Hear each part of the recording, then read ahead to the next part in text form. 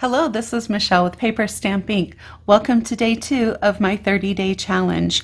For more information on that challenge and how you can enter to win prizes, make sure that you look in the description below. It'll have a link to the information. I'd love to see you over on my Facebook group, sharing your creations and entering these contests. So today we are going to use the Over the Moon cling stamp set. Now this stamp set is retiring, so today is actually the last day that you can order it. Sorry to put something out that you can only have one day left to order it, but all of these designs are things that you can put your own spin on. So when you're following along with me, you don't have to have the same stamp set and the same exact items. It's the idea, and use it as a springboard to create your own unique designs. That's what I love to see. It's not about doing exactly what I do. It's about inspiring you, and I hope that I can do that. So let's get our supplies out. I already have my stamps on the pads, and we're gonna stamp out this cute little cow with the little rose to present to someone, or the daisy. I can't get my words straight today. So we're going to go ahead and color this one together, and I'm going to be using my Stampin' Blends, but you know what, use whatever coloring medium you prefer. So I'm going to start with my light smoky slate and dark smoky slate. If you want to zoom through, if you don't want to watch the coloring, feel free to just zoom past this and pick it up when we get to adhering the card. So I am just going to use some gray, and I kind of wanted to have a little bit more of a spot there on this one. So I'm going to come in actually with my fine tip of my Stampin' Right marker and just draw another spot there. I just felt like that was a little bit bare down there for me. And I'm going to come in and color these hooves, and don't forget the little tail and the forelock there. And I'm going to go ahead and paint this snout piece gray too. I just want to bring in some more of that gray. Now I like to go over everything with my Stampin' Blends with the lightest color first, and then come back and add in my dark accents and blend. That's what I found works best for me. So I've got that colored in, and now I'm going to come back and I'm just going to add some darker highlights along the edges here of the spots. And I'm going to go ahead and make those hooves all dark there. I want them nice deep color, and I think I'm gonna could make these boots gray. That's what I did in the one that I did up for a sample, but you know what, I think I'm gonna maybe do something a little, well, let's go ahead and leave them gray or pink. I can't decide. Should I do pink? I know it's probably supposed to be a guy, but let's go ahead and add some pink in there because I just think that'd be fun. So I'm gonna add the pink on the boots, come in with my lighter color. I did that backwards, just added the dark, but we're gonna go and come in with this lighter color and blend that on up. There we go. And let's go back over just to blend these colors out a little bit better with that Stampin' Blend marker, just to bring a little bit less stark contrast there. I've got my Granny Apple green, and I'm going to come in with the light color. This is such a small space, so I'm just going to color those leaves with the light color, and then I'm going to come in with the fine tip edge.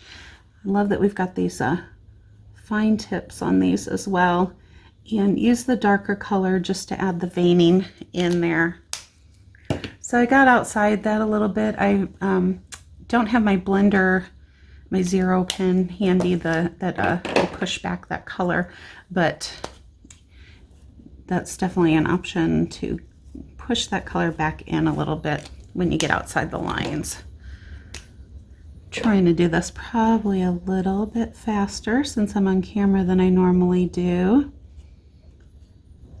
I don't like to take up a ton of time. I'm not a fan of those, 30-minute, hour-long videos. Maybe it's my attention span's just not that big. I'm not that long. I'm going to come in and add some dark on the tips of those flowers there, and then we'll come back in again and just blend that down just to give it a little bit of highlight and contrast. And there we go. We have our cow done. And I actually did another one. I did some outlining of the hooves, but I think I like this a little bit better when I was playing around. Went ahead and outlined the hooves with the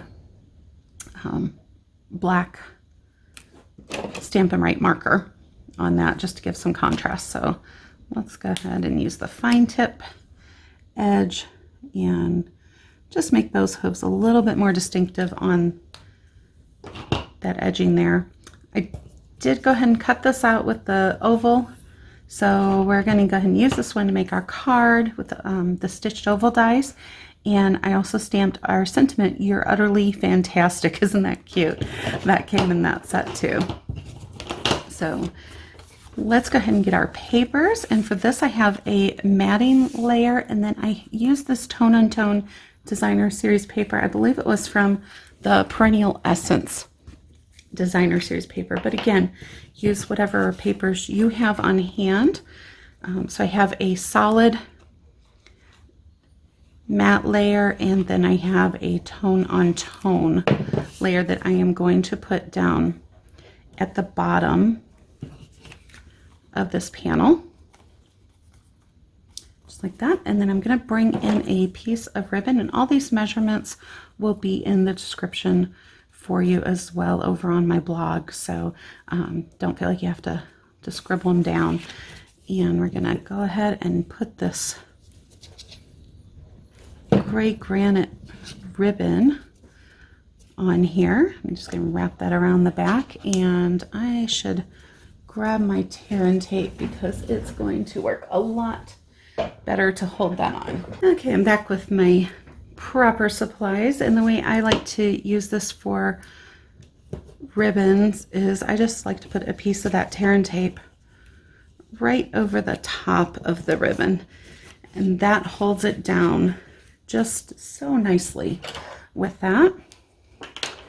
And we can go ahead and you can take the back off, or you could actually leave it on because you're going to be putting down some other adhesives, and that would take care of it. But as long as we've got that adhesive on there, let's use that power of the tear and tape. I'm going to take it and put this on my panel, my card base, making sure I've got it facing the right direction. We don't want to mess that up. And I'm just going to line this up. I love the Tombow Mono Multi because it gives me that wiggle room on my liquid glue. Now, because I had to go and get that tear and tape, I did go ahead and take a break and die cut out the one that we colored together because I just think it's cuter. I like that color combination better on that. And so we're going to go ahead and put this one I think right here, and my sentiment down there. Now I'm just going to come in and put our little cow on here. You could play with some different layouts because we're going over the top of this ribbon. I want to make sure I've got some dimensionals to pop that up. Otherwise, it's just not going to lay very nice for us. So I'm going to put that over here off to the side, and then I think I'm going to go ahead and use some dimensionals and pop our sentiment up as well. Get those backings off. And we could kind of play with where, put that right there off to the bottom. I think I'm going to put it, actually, I'm going to put it all the way down here at the bottom for this one. And then I'm going to bring in some of these metallic pearls that I have on hand using my Take Your Pick tool. And I'm going to add some more interest down here by doing a line of those just to fill in some of this blank space down here. And I generally like to do odds. I've got 3 there, and I think that looks good, but you know what? I think I want to add something up in the top corner here too. These are so teeny tiny. So I'm going to do another set of 3 up there. All right. So if you're joining the challenge, this will be our general layout. And again, I will have the dimensions over on the Facebook group and on my blog.